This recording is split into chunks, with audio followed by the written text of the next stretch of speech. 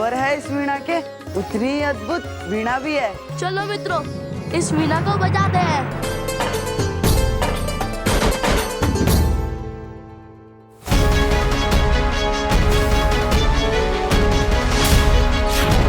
यह अनर्थ नहीं होना चाहिए था। देवर्षि नारद को उनकी वीणा अत्यंत प्रिय थी। कुछ ही समय पश्चात देवर्षि नारद को यह ज्ञात हो जाएगा कि तुम सबने उनकी वीणा तोड़ दी है और वे क्रोधित होकर तुम सबको श्रापित कर देंगे। देखो, मैं तो कहती हूँ कि हमसे ज्ञात कोई दूसरी वीणा लाकर रख देते हैं और नारद मुनि को कुछ ज्ञात भी नहीं होगा। किंतु देवर्षि नारद की वीणा संपूर्ण ब्रह्मांड में एक ही है। वो वीणा महादेव के कमंडल, ब्रह्मदेव के कान के कुंडल और इंद्रदेव के सिंहासन के स्वर्ण से बनी हुई है। यदि हमें ऐसी वीणा पुनः बनानी है तो हमें इंद्रदेव से सोना, ब्रह्मदेव के कान के कुंडल और महादेव के कमंडल प्राप्त करने होंगे। किंतु स्मरण रहे कि आपके इस कार्य में किसी भी प्रकार का कोई व्यवधान नहीं आना चाहिए। व्यवधान? कैसा व्यवधान मेघदूत जी? व्यवधान का अर्थ यह है कि आपके इस कार्य में किसी भी चरण में आपको असफल नहीं होना है, क्योंकि जो भी असफल हुआ वो पिंजरे में बंदी बन जाएगा।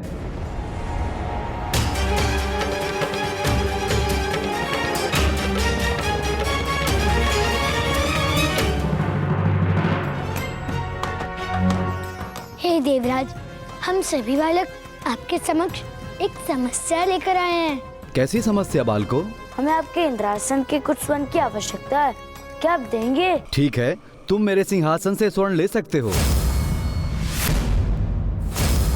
हे देवराज, हमें आपका इंद्रासन कहीं दिख नहीं रहा। नहीं मिला तो खोज लो। चलो मिलकर इंद्रासन को ढूंढना चाहिए। मैं समझ गई, इंद्रासन कहाँ है। रुको, यदि तुम्हारा अनुमान असत्य निकला तो तुम्हें पिंजरे में बंदी बनना होगा। इसलिए सोच समझकर इंद्रासन को ढूंढना। हाँ, मुझे पूर्ण विश्वास है कि इंद्रासन यहाँ है।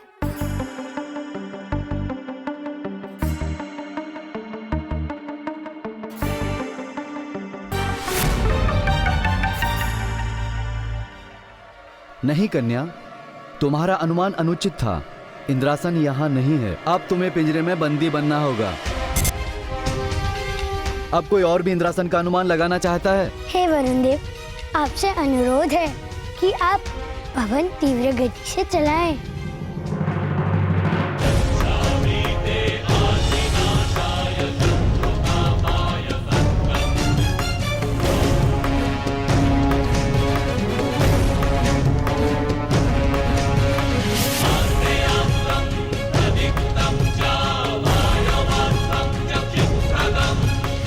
देवराज, ये रहा आपका इंद्रासन। बालक कृष्ण, तुम तो बहुत ही चतुर हो। ये लो मेरे इंद्रासन का स्वर्ण। धन्यवाद देवराज, हम आपके आभारी हैं। हे ब्रह्मदेव, हम सब बालक एक संकट में फंसे हैं और अब ये समस्या आपके कानों के कुंडल से ही सुलझ सकती है। आपसे विनती है ब्रह्मदेव कि आप एक कुंडल कृपा करके हमें प्रदान करिए। मेरे वो कुंडल उत्तर दिशा में स्वर्ण महल के स्वर्ण कक्ष के स्वर्ण द्वार के पीछे रखे हैं। स्वर्ण द्वार तक पहुंचने के लिए तुम्हें स्वर्ण महल के पहरेदार से बचना होगा, जो शब्द भेदी बाणों से उस महल की रक्षा करता है। किंतु दाऊ, ये कैसा पहरेदार है? इसकी आंखों पर तो पट्टी बंदी है और ना ये हमें देख सकता है। तो हम आसानी से कुंडल ला सकते हैं। साथियों, तुम सब यहाँ रुको, मैं कुंडल लेकर आता हूँ। सुदामा, सुनो।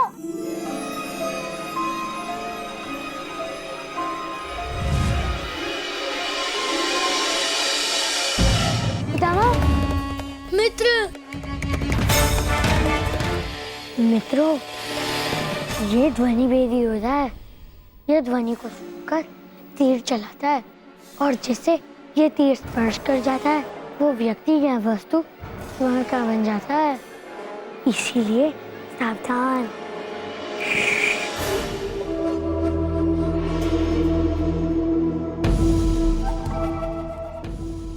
सुदामा, सुदामा, सुदामा।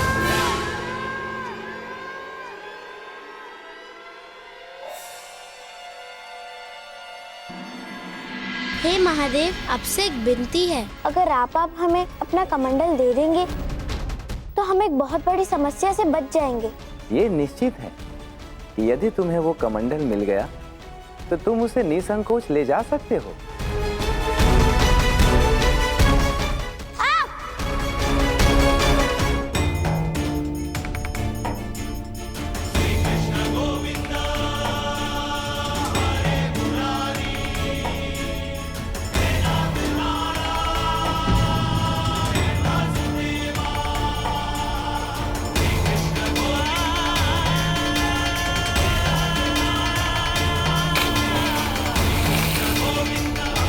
कान्हा, कुछ करो।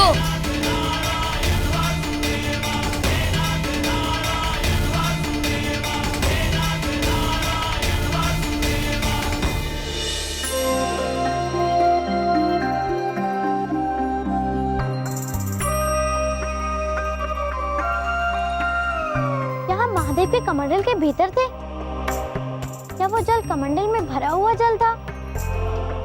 घोर आश्चर्य, ये कैसे संभव है? इस कमंडल को प्राप्त करना इतना सरल नहीं था,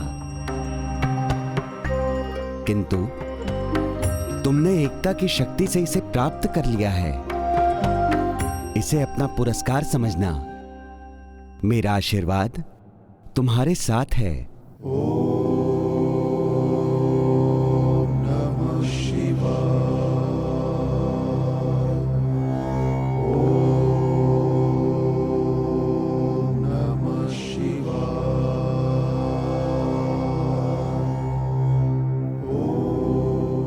चलिए मित्रों, हमें शीघ्र ही स्वर्गलोक पहुंचना होगा। नारद मुनि की तपस्या कभी भी समाप्त होने वाली होगी।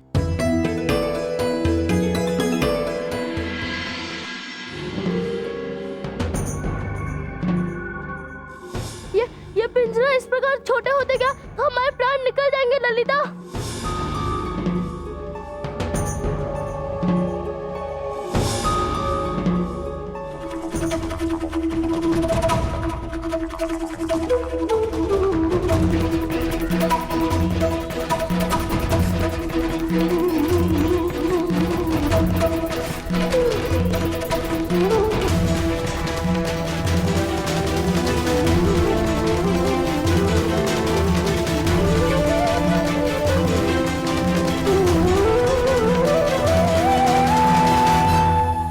ये वीणा तो पुनः बन गई।